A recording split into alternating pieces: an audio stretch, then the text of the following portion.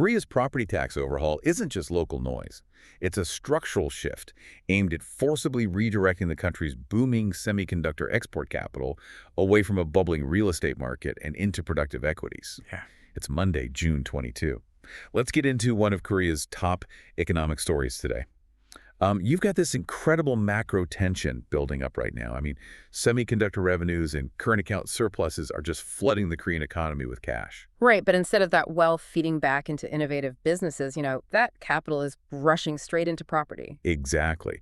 So are policymakers just playing an expensive game of whack-a-mole with domestic capital flows? It absolutely is whack-a-mole. Every time they squash debt in one area, that semiconductor cash just pops up in housing. Let's look at the data. 5 major Korean banks recorded a household loan balance of 646 trillion won, roughly $462 billion as of June 18. Wow, that is a massive number. It is. Mortgage balances hit an all-time high of 614.5 trillion won, approximately $439 billion. KB Kookmin Bank capped overdraft lines at 50 million won, roughly $35,750 from June 16. Let's put those massive numbers into perspective for you.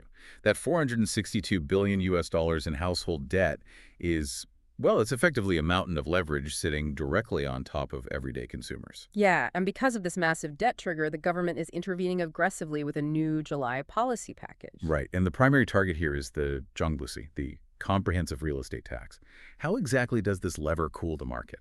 So the government is weighing raising the 60% fair market value ratio. Usually property taxes in Korea aren't based on the actual retail price of a home, but rather a discounted assessed baseline. Okay, I follow. By increasing that fair market value ratio closer to 100%, the government artificially inflates the taxable baseline without actually changing the tax rate itself.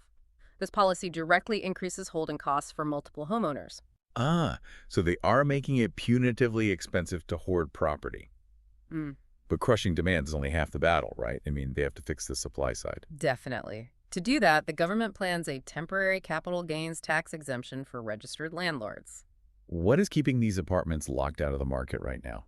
Under previous regulations, multi-homeowners who registered as official landlords received tax benefits. But they were legally locked into holding those properties for long periods, typically 8 to 10 years. That's a long time to have capital tied up. Exactly. A temporary capital gains tax exemption removes that penalty and incentivizes early selling. This policy releases 68,000 locked-out rental apartments into the market by the end of the year. That is a massive injection of supply. But let's look at why they are pulling these levers right now. If you are a young person trying to buy your first home, you are entirely priced out. Oh, completely. This extreme housing unaffordability has an undeniable link to severe youth financial stress. And, well, the government's response is practically paying young people to save money. That's a good way to put it.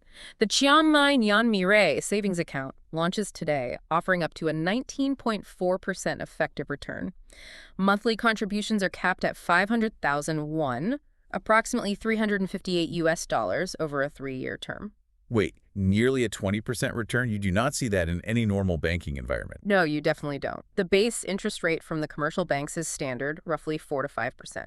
The government directly subsidizes the remainder through matching cash grants and tax-free interest accrual. Wow. Okay, so when we zoom out and look at the tax hikes on landlords, the strict debt ceilings at the banks, and these massive youth subsidies, what does this all mean for the broader economy? This impending July tax overhaul represents a structural turning point for domestic capital flows, deliberately designed to compress real estate cap rates and redirect investment toward equities, directly impacting the #KOSPI rally. While the household debt figure of 646 trillion won, or $462 billion, forced this regulatory tightening, the simultaneous launch of hyper-generous youth financial products proves this is also a calculated political signal to secure the 2030 demographic. Ultimately, the government is fundamentally reshaping who pays for the property boom to ensure short-term export wealth translates into long-term economic stability. It definitely leaves you pondering whether the upcoming mid-July Bank of Korea debt data will trigger even harsher regulatory tightening before the Q3 earnings season. That's today's AI Prism, Front Page Daily. This episode was produced with AI assistance based on Seoul Economic Daily reporting and reviewed by a human editor. AI Prism is a 1 IFRA award-winning series. We'll be back tomorrow.